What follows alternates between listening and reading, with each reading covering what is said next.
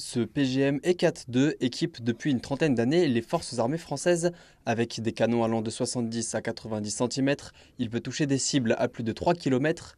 Une arme de pointe fabriquée en Haute-Savoie par le dernier fabricant français de fusils de précision. Mais dans un contexte géopolitique en tension où le réarmement de l'Europe anime le débat public et où les aides à l'Ukraine se multiplient, PGM Précision n'enregistre plus de commandes de la part de l'armée française. Ça fait 3 ans que l'Ukraine est en conflit ouvert avec la Russie. On a entendu parler de centaines de millions d'euros, je crois, d'un fonds européen de défense. À ma connaissance, la société PGM Précision n'a vendu aucune arme. Je dis à ma connaissance parce qu'on aurait pu vendre des armes à l'armée française et que l'armée française ait pu donner ces armes. À ma connaissance, ça n'est pas le cas.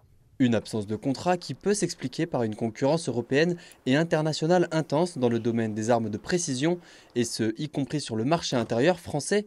Contraint par des normes européennes, l'armée ne commande pas systématiquement ses armes à des entreprises nationales.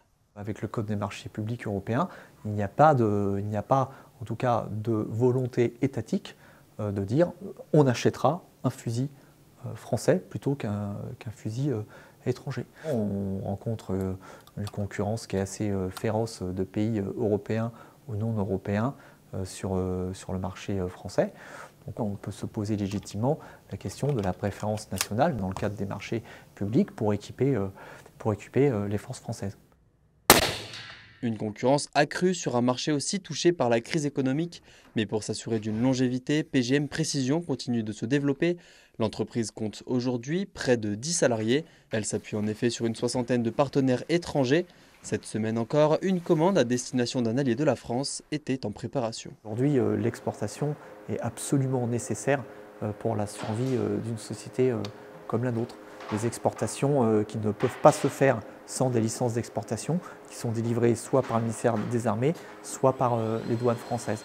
À l'échelle nationale, l'entreprise au Savoyarde peut tout de même compter sur le RAID, un de ses partenaires historiques. Ce dernier utilise en effet ses fusils pour veiller sur la population, notamment lors des grands rendez-vous sportifs. Ce qui est génial, c'est que en 1992, pour les Jeux Olympiques d'Albertville, le RAID sécurisait la cérémonie d'ouverture avec nos fusils Ultima Ratio. Et pendant les Jeux Olympiques de Paris 2024, on avait encore des fusils PGM qui protégeaient les athlètes et qui protégeaient les supporters lors des cérémonies d'ouverture ou pendant les épreuves.